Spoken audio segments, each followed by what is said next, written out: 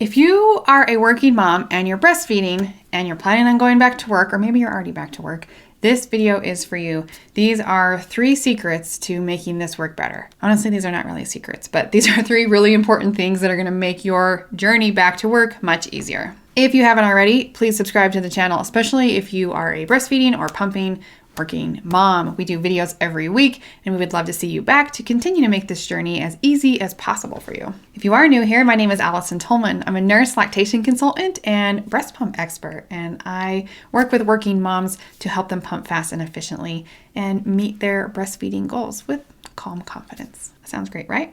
If it does, there's a link to apply for our program down below. But let's dive into this. 3 things that will make your back to work journey successful if you're a breastfeeding and pumping mom. Number 1 is supportive workplace policies. And I think this goes without saying, but you're going to need time and space to pump at work, right? So whether you're working at home or in an office or in a clinic or you're commuting, there's all kinds of things. You're going to need time and space to be pumping, especially if you have long-term breastfeeding goals. Best first thing to do is to talk to your employer about this, which is sometimes easy and it's sometimes not. I've seen such a variety of workplaces and challenges that come both in the time area and the space area of finding place and time to pump. Not only do we have some problems sometimes with the employers or the environment or the situation, maybe you're seeing patients in a clinic or whatever, just like finding the logistics to pump and stuff. If there's also some things that get tricky for the mother, having to switch back and forth all the time from employee to milk maker and back is really jarring in the workday. So sometimes I hear moms like, oh yeah, my employer is super supportive. I have a place and they'll let me do the time and stuff. That's great. But it also can be really difficult for you mentally. And it is so annoying when you're in the middle of a work task and your pumping alarm goes off and now you have to leave that and go pump. It sucks, literally. But there's just a lot to navigate there. So 1, make sure that your employer knows what you need and that you've asked for it, that you've set clear boundaries from the beginning on what you need. It's always easier to pull back if you need less than it is to ask for more. So set these up really strongly. And then 2, just make sure that you have a good plan in how are you going to get the same amount of work done in technically less time because you've got multiple pumping breaks built in there. Make sure you have a plan. Number 2 is to have an effective pumping routine. And that was 3 simple words that are not simple at all because pumping is an art. I've said that before on this channel and I'll probably say it again. It is not a plug and play situation, meaning that you can't just expect to put a breast pump on, hit go, milk to come out, you put it away, you're back to work. It is rarely that simple. The tricky thing about returning to work, especially if you've been mostly feeding at the breast on maternity leave, or even doing a combination of breast pumping, whatever like that, when you go back to work, your milk supply is now dependent on a pump during this significant amount of hours. If you were previously feeding at the breast, your baby was managing the milk supply and they were doing this in real time. They were doing it really naturally. You weren't having to do a lot other than offer the breast to the baby, right? When you have to manage your milk supply with a breast pump, it becomes vital that you are pumping correctly. And another thing that I see happen sometimes is you're kind of pumping for practice on maternity leave, which is great, right? You should be like testing things out and getting it going. But sometimes we can get away with poor pumping practices on maternity leave, especially when the baby is managing your milk supply for you. So if things aren't quite right, sometimes you can get quite a bit of milk out and be like, sweet, I totally got this. You also have those post-birth hormones helping you out, kind of like training wheels.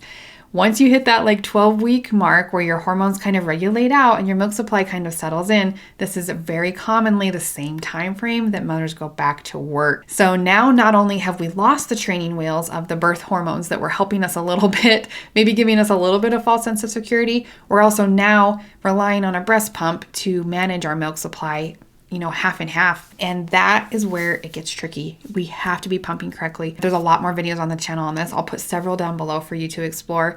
But just as a brief overview, this includes things like making sure that your pumping schedule is appropriate for your breast storage capacity and your own individual milk supply.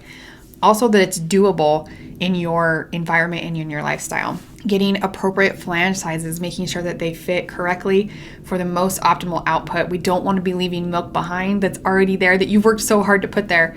Getting a good flange size that fits well is key in that. We also need to make sure we're maximizing our letdowns, getting those quickly and efficiently, getting multiple letdowns in a pumping session, which is very natural with the baby at the breast. It's not so natural with a pump. Sometimes we do have to be very intentional about getting that.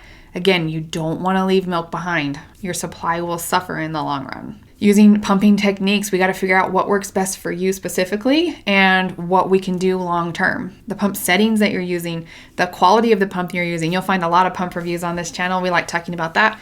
But getting a good quality pump is important, but it's really only like the first step. There's a lot of other steps to make this work. And then to top it all off, we have the mental and emotional aspects that come with pumping. It is not all physical logistics. If you're stressed, if you are anxious, if you can't get out of your own head, if you are struggling with some other things, you're like multitasking and doing all these things, this can make it a real uphill battle in pumping efficiently and effectively.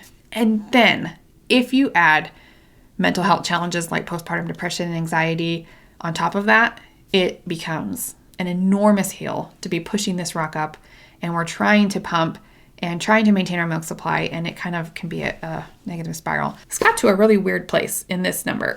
But again, I see this so often. Let's not do that. Let's make it all better. So number 2 is to have an effective pumping routine. It's going to be essential in your success in going back to work. And then number 3, having a strong social network, and not just like friends that you can talk to, or like, okay, I've got a partner and I've got a mother and I'm good. Like, you are going to need a network of people to help you, both, personally, like friends and family and things like that, and also experts. Like, you need some people that can be in your corner. A lot of times I hear from moms like, my partner is supportive, but they don't really get it, or they don't really know what I'm feeling. Sometimes this is because we're not communicating the best with them, and I know I've been at fault at that before. We have some other videos on the channel on helping you just talk with your partner and keeping them in the loop, keeping them on the same page with you. But, friends, family members sometimes too, unless they're doing exactly what you're doing. So that's, breastfeeding and pumping and doing this all in the workplace. They just can't get it. And it surprises me how many times moms are looking for someone who's in their same situation. Even if you have a friend that's doing something similar, maybe they aren't as committed as you are to this and they end a little bit early and it's fine. And you're like, oh, I hope that's not going to be me, or it's not exactly what I want. Like, everybody can have their own journey and experience. We love that. But if it's not exactly what you wanted or how you envisioned, that can be hard too. So find a community or some friends, family, or clue in your partner so that you have someone in your corner to talk to about this. It's not going to be easy. If you're a pumping working mom, whether you're on maternity leave or you're back to work, if you're going to be pumping in the workplace and you want some help from someone who specializes in this, you can fill out an application below to come work with me and my team in our long-term coaching program. It's just a one-time investment, and we're with you for the whole thing. So as questions continue to arise along this journey, I have yet to work with someone who had a smooth journey, how it went just exactly like they thought it would be the whole time, and it was kind of went according to plans or minimal hiccups. You're going to have more than one question. And if you want a step-by-step guide so you don't have to figure this out on your own anymore, you don't have to keep bouncing around YouTube videos and blogs and things like that. Although there's a lot of YouTube videos on the channel, so you're welcome to keep exploring if you want. But if you want that step-by-step guide on how to do it correctly, if efficiency is important to you, it's important to me. It's like my love language. I've said that before, but I love things that are efficient. So if you're a pumping working mom, let us know if you want some help. Those are really the 3 key factors of making back to work. All right, let's recap. Supportive workplace policies, both from your employer and kind of a mindset of how are we going to tackle this at work. Number 2 is the big one, big one, an efficient pumping routine. Pumping is different than feeding at the breast. These are 2 different skill sets. They're not similar really much at all. So make sure you have a good handle on pumping. And then 3, make sure that you're not doing this alone. You don't get a gold star for doing this by yourself, or not asking for help, or not telling someone how hard it is, or not asking for advice. Find the people who are in your corner, both personally and professionally, to help you through this. I honestly wish you the best of luck. There are so many more videos for you to explore on this channel. If you're going to be doing this, you'll want to keep going. I'll put a playlist up here, I think, to give you some other ideas on where to start, where to learn. Hopefully this will be a smooth, easy transition for you. If you want some help, let me know. All right, good luck. Happy pumping.